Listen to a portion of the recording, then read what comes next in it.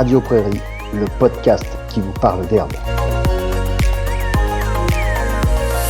Et bienvenue dans Radio Prairie, la seule radio qui vous parle d'herbe, de prairie et de pâturage. Nous vous proposons chaque semaine et tout au long de la saison de pâturage de passer un coup de fil à Luc Delaby et probablement quelques invités pour lui soumettre nos questions, nos réflexions sur le pâturage. Luc est ingénieur de recherche à l'INRAE de Saint-Gilles près de Rennes et à la ferme expérimentale du Pin. Il travaille depuis de nombreuses années sur le pâturage et accompagne le groupe Herbe Franche-Comté depuis 15 ans. Allez, on chausse les bottes, les oreillettes et on appelle Luc en continuant à entretenir les clôtures, à mesurer de l'herbe ou mener de l'eau parce que c'est ça aussi l'avantage du podcast. Cette semaine, on parle des différents types de pâturage tournant, du plus simple au plus dynamique.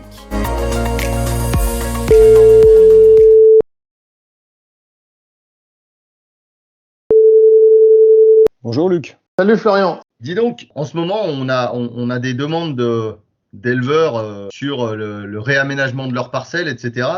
Et puis, il y a des éleveurs qui se grattent la tête en disant qu'ils entendent beaucoup parler de pâturage tournant dynamique, ce qui fait déjà deux adjectifs à accoler au mot pâturage. Et puis, moi, je voulais savoir si toi, tu avais une définition de ces deux adjectifs. En fait, pourquoi on accolait le tournant et le dynamique au pâturage, qui a pas besoin d'être défini plus que ça, mais voilà. Et puis finalement, est-ce que tu considères que les autres systèmes de pâturage sont des pâturages mous un petit peu, puisque celui-là, il est dynamique. Est-ce que les autres systèmes de pâturage sont des systèmes mous et est-ce que c'est péjoratif tout ça là? Alors ça, c'est une question intéressante. C'est cette notion de comment offre-t-on l'herbe aux vaches et quelle surface on leur alloue en fait. C'est ça la question qu'il y a derrière. C'est ça. Et Ouais. il faut bien avouer qu'on peut distinguer grosso modo trois familles de systèmes de pâturage. Mm-hmm. On va les appeler pâturage continu, pâturage tournant et pâturage rationné. Alors, le plus intelligent des trois reste le pâturage tournant. Mm-hmm. Les deux autres, en fait, reposent sur des principes que tout bon gestionnaire de prairie ne peut pas assumer.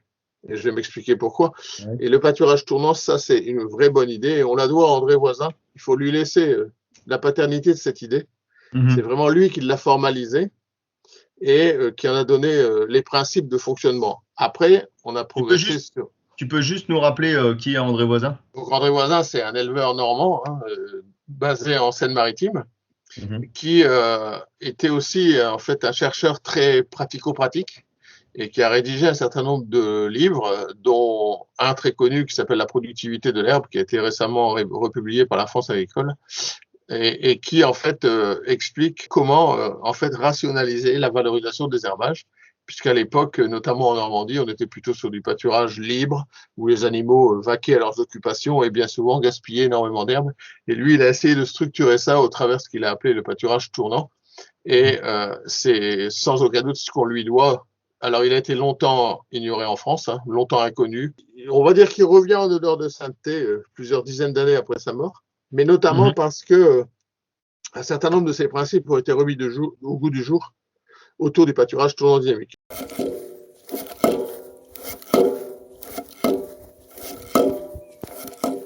Alors, juste quelques mots sur les systèmes de pâturage avant de revenir au pâturage tournant. Le pâturage continu, en fait, c'est un principe relativement simple, c'est qu'on donne une très grande surface aux vaches en une seule fois et on considère qu'elles vont se débrouiller là-dedans.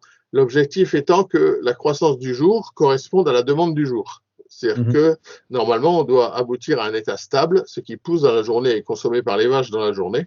Et de fait, la hauteur du couvert végétal, parce que c'est au travers de cette hauteur qu'on évalue le système, eh bien, elle doit être relativement stable entre 6 et 8 cm à l'idéal.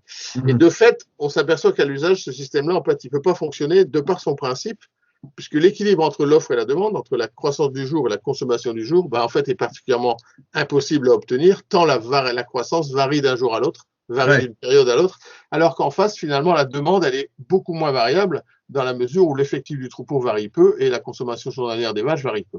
Donc, c'est un système, en fait, qui doit être stable et qui est en permanence instable. Et donc il dérive. Donc, on a peut-être même peu de possibilités de faire varier, nous. Oui, on a très peu de degrés de liberté puisque l'essentiel de la surface est mis en jeu. Alors, parfois, certains enlèvent une petite partie de la surface qui vont faucher. Mais du coup, quelque part, reviennent à du pâturage tournant. À l'opposé de ça, à l'opposé du pâturage continu, on va trouver le pâturage rationné, où là, on va donner chaque jour une quantité d'herbe définie aux vaches en mettant un fil, dans l'objectif d'offrir, comme en période hivernale, une ration quotidienne. Et là aussi, sur le papier, c'est théoriquement fabuleux, mais dans la vraie vie, ça s'avère très difficile à gérer parce que l'état de l'herbe est particulièrement instable et on a du mal à maintenir une ration constante tout au long de la saison, notamment au printemps, où se produit le phénomène des piaisons. Et donc, en fait, les éleveurs sont soit à court d'herbe, soit en train de courir après les excédents d'herbe. Et en plus, ce pâturage rationné, que les Anglais appellent le strip grazing, on donne une bande d'herbe aux vaches, eh bien, en fait, il justifie de mettre aussi un fil arrière pour éviter que les animaux ne viennent consommer les repousses après la consommation complète de la parcelle ou de la bande du jour. Or, les gens ne mettent jamais de fil arrière parce que d'abord, ça prend du temps, c'est un peu casse-tête, mais en plus, surtout parce que l'abreuvement est en général en tête de parcelle et que ça obligerait à bouger les bacs. Ce qui fait que le pâturage rationné, si son principe est quasiment idéal, une ration quotidienne d'herbes fraîches, eh bien en fait, dans la vraie vie, il est très mal pratiqué et très mal assumé parce que les gens se trouvent rapidement débordés, notamment au mois de mai-juin. Ce que nous disent, nous, les éleveurs, c'est que des fois, ça amène un petit peu plus les vaches à aller un peu plus au pâturage parce qu'on leur donne une bande d'herbe fraîche, quoi. C'est un petit peu l'argument. On va dire que ça les incite. Mais voilà. Au-delà de cette espèce d'euphorie de début de parcelle juste après la traite, très vite, quel que soit le système, les vaches se mettent à brouter. André Voisin, lui, il a structuré en fait son organisation au travers du pâturage tournant, c'est-à-dire l'idée est relativement simple, c'est de dire on va mettre les vaches dans une parcelle pendant que le reste des autres parcelles continue de pousser et de fait, on va en fait se créer un espèce de petit stock d'avance, de jours d'avance dans les parcelles où les vaches ne sont pas, qui va permettre en fait de tamponner les variations de croissance de l'herbe. Et ça, c'est un énorme avantage du pâturage tournant, c'est qu'on va pouvoir en fait, éteindre un peu les variations importantes de croissance de l'herbe d'un jour à l'autre. Alors, la question derrière, c'est quelle surface de la parcelle faut-il définir? Alors, on entend tout et n'importe quoi. En gros, il y a les gens qui ont pour principe de dire c'est un jour par parcelle et un seul. On rencontre ça notamment en Irlande, mais on rencontre ça aussi dans les principes annoncés par PâtureSense et le pâturage tournant dynamique, qui repose sur cette idée de une parcelle un jour. Et la notion de dynamique laisse à penser qu'on va vite, en fait.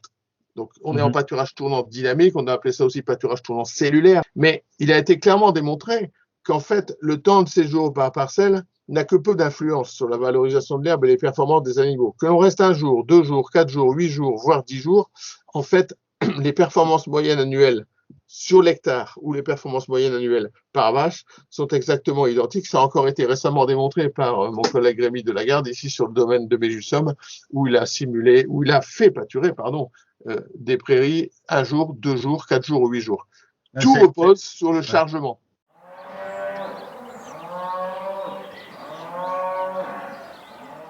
Que la surface globale valorisée par les vaches était similaire. C'était bien la façon d'attribuer l'herbe qui était différente. Et c'est en ça que, en fait, les animaux s'adaptent. Mais le pâturage tournant, c'est vraiment le système idéal. Alors après, on le fait plus ou moins facile, avec plus ou moins de parcelles, notamment selon la structure du parcellaire. Parce que bien évidemment, il y a des exploitations qui ne permettent pas d'avoir des parcelles de grande taille pour faire des temps de séjour de 6, 7, 8 jours. Et puis, il y a des exploitants qui souhaitent ne pas trop voir varier le lait au cours du temps de séjour, parce que quand on reste longtemps sur une parcelle, le lait a une courbe de production, un profil de production assez caractéristique. Et il y a des éleveurs qui n'aiment pas trop ces variations, bien qu'elles soient sans conséquence sur la productivité globale. Mais ces éleveurs n'appréciant pas trop les variations, ont des temps de séjour qui sont plutôt, on va dire, de 3 à 5 jours. C'est ce qu'on rencontre traditionnellement en France dans les systèmes de pâturage pour vaches laitières. Ce qui est très important, c'est d'appliquer les principes du pâturage tournant. Quand on est dans une parcelle, toutes les autres parcelles continuent de pousser et accumulent un peu d'herbe qui va servir de tampon pour réduire, atténuer les conséquences des variations de croissance de l'herbe. Ouais, je pense qu'on pourra revenir sur on va revenir sur ces notions-là au cours de la saison, évidemment, de hauteur entrée, hauteur sortie. Hyper important. Moi, ce que je retiens, c'est que finalement, le temps de séjour dépend beaucoup plus de la sensibilité de chacun et de chaque éleveur sur ce qu'il a envie pour ses animaux en temps de séjour et en expression du potentiel lait. Exactement. Et que finalement, le chargement, le chargement, c'est ça qui dicte le plus la productivité d'une parcelle. Alors du coup, comme le suspense est à son comble, je pense que tu vas pouvoir nous livrer le chiffre d'or en art par vache qu'il faut sur toute la saison. Quelle surface par vache il faut pour Alors, toute la saison. cette surface par vache, en fait, elle est à raisonner, elle est complètement dépendante de la croissance de l'herbe.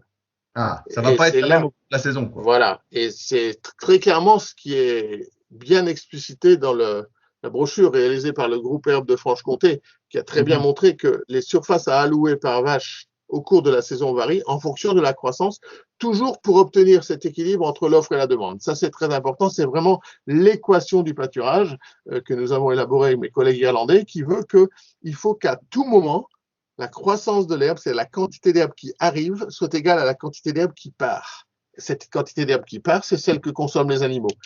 Et ce ratio, cette égalité de l'équation, en fait, elle va se faire au travers de la conduite du pâturage, au travers de la gestion du pâturage.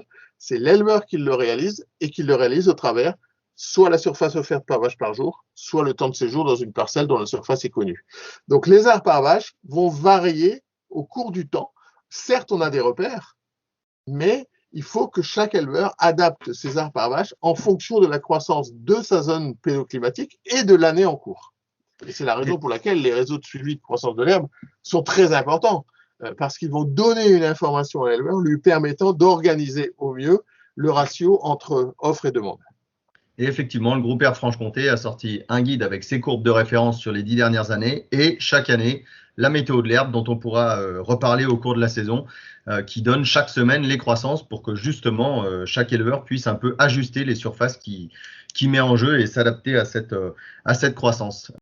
Eh ben, parfait, très bien. Belle journée à vous. Merci, à bientôt. Salut. Allez, réagissez, commentez, interpellez-nous même. Rendez-vous la semaine prochaine et n'oubliez pas de pâturage. Chaque mardi, retrouvez un nouvel épisode de Radio Prairie sur la chaîne YouTube du groupe Herbe Franche-Comté. Radio Prairie, le podcast qui vous parle d'herbe.